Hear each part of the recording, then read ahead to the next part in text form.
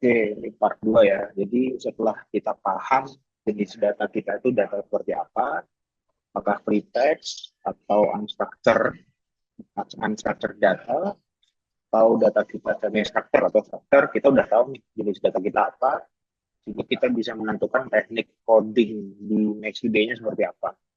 Nah, yang kedua adalah tadi datanya sudah kita masukkan ke XDA 2024. Nah, sekarang seperti yang udah saya sering jelasin di channel ini, di XDA itu yang paling penting adalah logical framework. Jadi bagaimana kita akan menjawab pertanyaan penelitian kita dengan MaxDA. Nah, itu yang sangat penting. Nah, untuk bisa menjawab hal itu, maka teman-teman semua harus melihat kembali pertanyaan penelitian atau mungkin namanya kalau deskripsi rumusan masalah yang diangkat gitu. Jadi setiap coding yang kita lakukan itu harus membantu kita menjawab pertanyaan penelitian. Kan gitu ya logikanya. Jadi kita capek-capek coding memakai teknik apapun, kalau tidak bisa menjawab pertanyaan penelitian, akan percuma. Jadi harus bisa menjawab pertanyaan penelitian. Nah, supaya jadi untuk memudahkan teman-teman semua untuk latihan, kita pakai case yang lagi saya praktekkan ya. Jadi case yang lagi saya praktekkan tadi kan tentang hate speech ya, karena ini studinya studi psikologi. Nah, jadi yang harus kita lakukan adalah kita lihat dulu rumusan masalahnya atau pertanyaan penelitiannya. Nah, di sini pertanyaan penelitian yang mau saya jawab adalah bagaimana penggunaan bahasa kasar dan ujaran kebencian pada anak sekolah dasar yang ditirukan dari media sosial. Ini saya unbold dan unitalic dulu semuanya. Kita perhatikan pertanyaannya. Bagaimana gambaran penggunaan bahasa kasar dan ujaran kebencian pada anak sekolah dasar yang ditirukan dari media sosial? Apa yang apa sih yang sedang dicari sama penelitian ini? Apa yang sedang berusaha dijawab sama penelitian ini? Pertama adalah gambaran penggunaan bahasa kasar atau abusive language. Satu, itu yang sedang dicari. Lalu yang kedua adalah bagaimana penggunaan ujaran kebencian, hate speech. Bagaimana sih bahasa kasar atau abusive language dan bagaimana ujaran kebencian atau hate speech digunakan, ini yang dipantau adalah anak SD. Nah, anak SD-nya kan datanya sudah kita dapatkan lewat wawancara ya. Dan di sini hate speech dan bahasa kasarnya itu haruslah hate speech dan bahasa kasar yang ditirukan dari media sosial. Jadi penting nih bagi kita sebagai peneliti yang sedang mengerjakan penelitian ini untuk mencari tahu dari mana bahasa kasar dan hate speech itu didapatkan masih anak SD, dari media sosial mana gitu. Nah, ini jadi ada 3 informasi yang harus kita dapatkan. Nah, sekarang kita cek di pertanyaan wawancara kita. Pertanyaan wawancara kita ada nggak sih pertanyaan wawancara yang berusaha mendapatkan informasi soal penggunaan bahasa kasar? Kita cek lagi di data questionnaire. Nah, di sini ada bahasa kasar apa yang biasanya digunakan. Nah, ini kolom B atau pertanyaan yang kedua itu adalah pertanyaan untuk mencari tahu tentang bahasa kasar yang digunakan. Nah, jadi udah aman ya. Lalu yang kedua, ujaran kebencian. Jadi bagaimana ujaran kebencian digunakan. Kita cari, ada nggak pertanyaan wawancara yang mencari tahu soal ujaran kebencian. Nah ini, apakah kamu pernah, ini, ekspresi yang pernah diujarkan apa? Ini ada di kolom F. Di kolom F ini bertujuan untuk menjawab pertanyaan soal bagaimana ujaran kebencian digunakan. Lalu soal media sosial yang mempengaruhi si anak, gitu. Sehingga dia menirukan bahasa kasar dan praktiknya. Nah, media sosial ada di pertanyaan wawancara yang mana ya?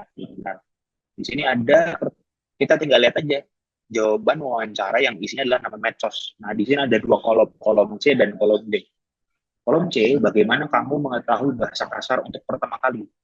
Nah, jadi jawaban-jawabannya ini adalah nama-nama media sosial di mana si anak SD itu pertama kali mendengar bahasa kasar dan hate speech.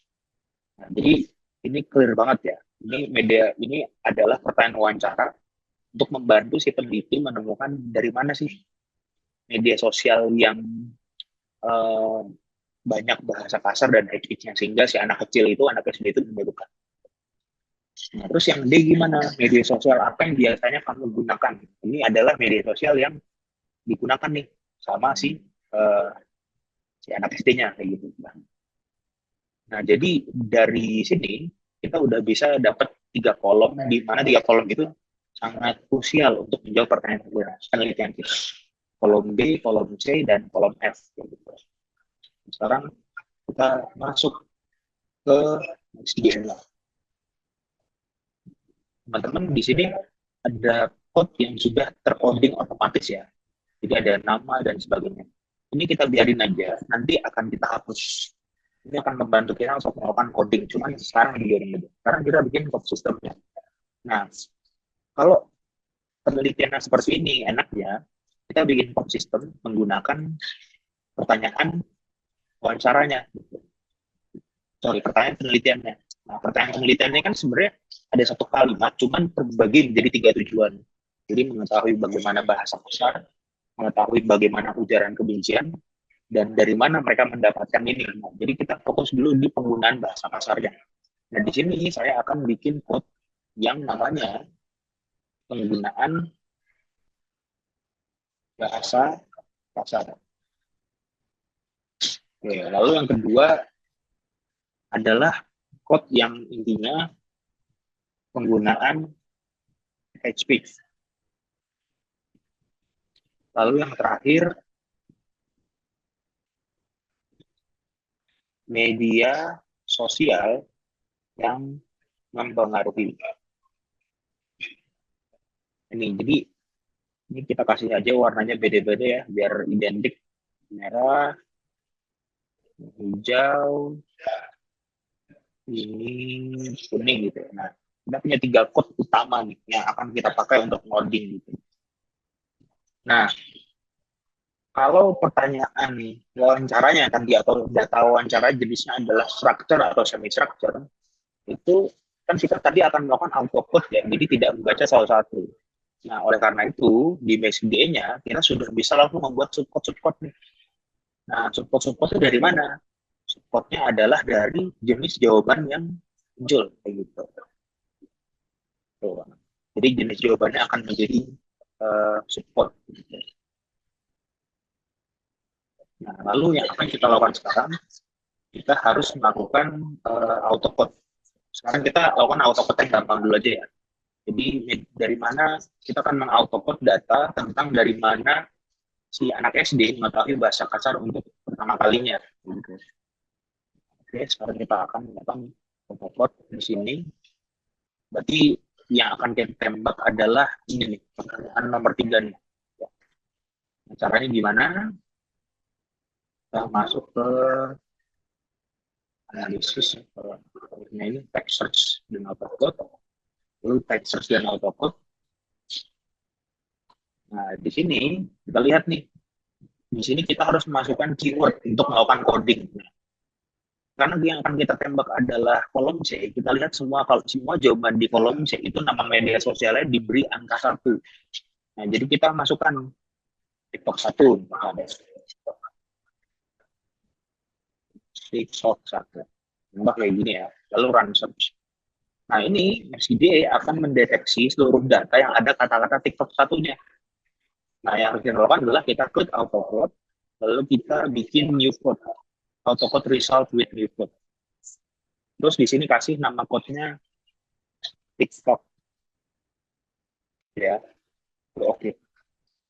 Nah, teman-teman bisa lihat ya ada 128 konten tentang TikTok. Nah, ini harus ada dalam code dia. Jadi dia kan bentuknya jadi code si TikTok. Nah, ini kita drag ke sini karena si TikTok ini tujuannya untuk menjawab jawaban media sosial yang mempengaruhi. Kita drag ke sini. Nah, sehingga jadi kayak gini TikTok. Jadi media sosial apa yang paling pengaruhi? Oh, kalau TikTok itu ternyata jawaban TikTok itu ada 128 gitu. Lakukan satu-satu sampai semua media sosialnya tercoding gitu ya.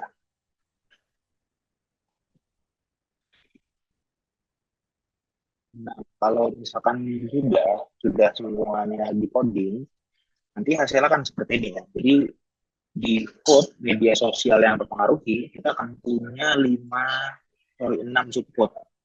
Ada WhatsApp, Twitter, YouTube, Instagram, Facebook, dan TikTok gitu. Ini kita bisa bikin jadi urutan. Kalau nggak salah itu di subcode-nya di sort 1Z.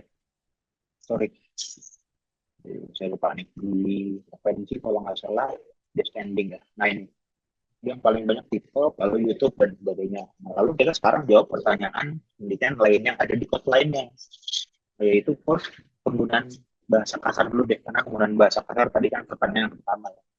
Nah, di sini yang harus kita lakukan adalah kita harus melakukan proses yang sama seperti cara melakukan autocode di media sosial yang berpengaruh. Nah, di sini bahasa kasar ada di kolom B. Jadi semua jawaban yang ada di kolom B itu harus tercoding. Nah, kita lihat seluruh jawaban bahasa kasar yang ada di kolom B itu tercoding dengan kode nomor 2. Jadi ada goblok 2, tolol 2, bego 2, dan sebagainya. Nah, ini kita harus melakukan autocode dengan identifier angka 2. Gitu ya. Nah, caranya seperti apa? Persis seperti yang tadi dilakukan di Next.js.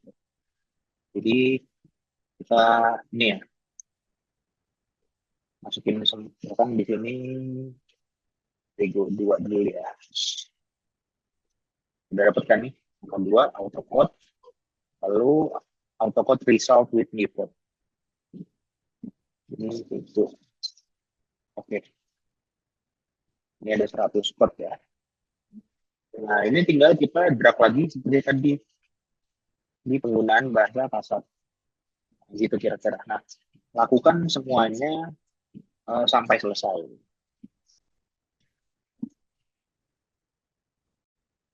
Nah, ceritanya kita udah selesai nih melakukan autocode untuk satu pertanyaan penelitian, yaitu penggunaan bahasa kasar. Oh ya, dua, penggunaan bahasa kasar dan media yang mempengaruhi. Nah, nanti idenya seperti ini ya. Jadi media sosial yang mempengaruhi ada TikTok, YouTube, dan sebagainya. Lalu penggunaan bahasa kasar ada autis, makhluk yang khusus, idiot, dan sebagainya. Jadi ada berapa nih? 7 ya. Dua, tiga, empat. Ya, ada tujuh bahasa kasar yang sudah tercoding gitu.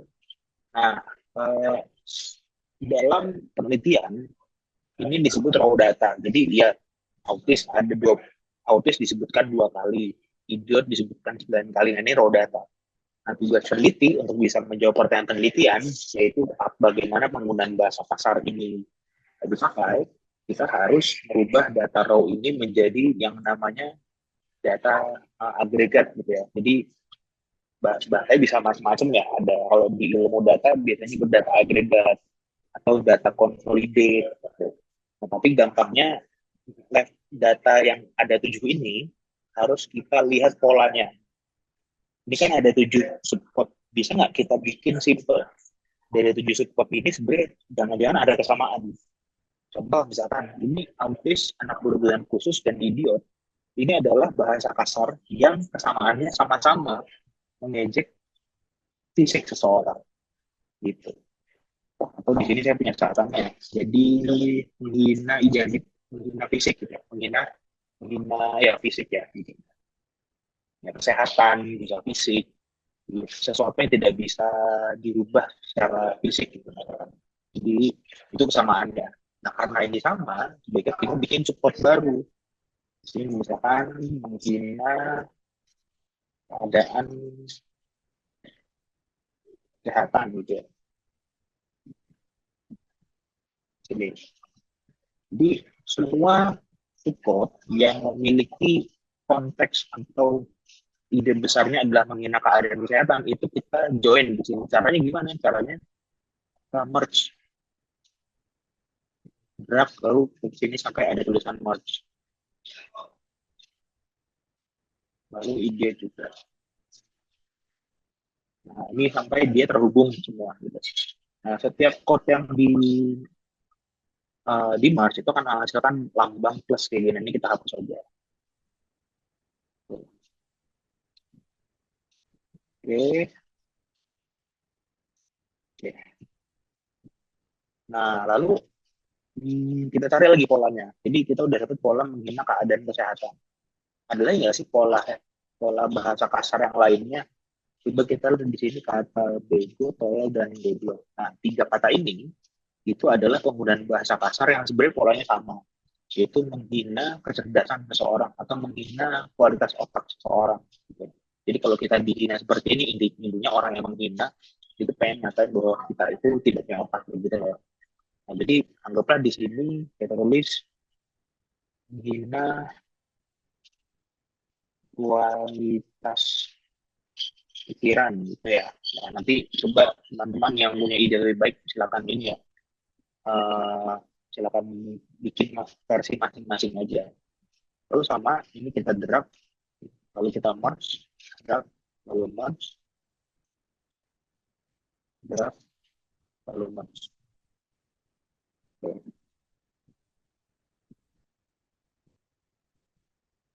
Oke.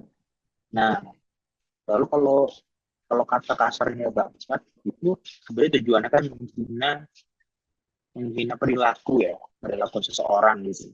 Jadi kalau yang atas ini menghina kualitas, yang ini menghina kualitas pikiran, yang ini menghina keadaan kesehatan, yang ini menghina perilaku. Jadi kita ganti aja dia menghina perilaku. Ya. Nah, ini kita dapat nih. Ini adalah jawaban untuk menjawab pertanyaan bagaimana penggunaan bahasa kata. Nah, untuk penggunaan head switch-nya, persis caranya sama seperti ini, tapi kita nanti akan menggunakan identifier. Kalau di sini kan angka 2 ya. Kalau di itu angka 1 gitu. Jadi caranya sama, cuma nanti cara autocode-nya beda. Gitu. Nah, dari sini bisa nggak kita langsung menjawab pertanyaan-pertanyaan? Oh, udah bisa. Jadi, coba kita kembali ke sini ya. Bagaimana, coba kita jawab pertanyaan yang ini nih. Anak kecil ini ngomong head speech itu niru dari mana sih? Niru dari medsos mana? Jadi di sini yang kita klik adalah code yang media sosial yang mempengaruhi. Kita klik aja, lalu kita cari code statistik, lalu subcode statistik. Ini kita media sosial yang mempengaruhi adalah code yang menjawab pertanyaan itu. Kita pindahin ke kanan, lalu oke. Okay. Ini grafis tabelnya kita rubah jadi chart. Nah, ini jawabannya. Jadi ternyata yang paling mempengaruhi anak SD untuk berkata kasar adalah media sosial TikTok dan YouTube. Tapi sebenarnya media sosial yang basisnya visual, yaitu TikTok dan YouTube, nah ada gambarnya, itu adalah media sosial yang paling juga mempengaruhi anak SD. Wajar ya, karena Instagram, atau di Twitter, Twitter itu kan teks. Tapi kenapa di Instagram sama Facebook ini lebih bisa Facebook ya? Karena kan Instagram lebih visual ya, nggak tahu lah ya. Lalu untuk juga pertanyaan lainnya, misalkan penggunaan bahasa kasar gimana gitu. Ini kita gunakan cara yang sama, statistik, bahasa kasar kita pilih di kanan. Ini ternyata menghina kualitas pikiran. Itu kira-kira. Oke, semoga lancar dan membantu teman-teman dalam mengerjakan penelitian yang menggunakan metode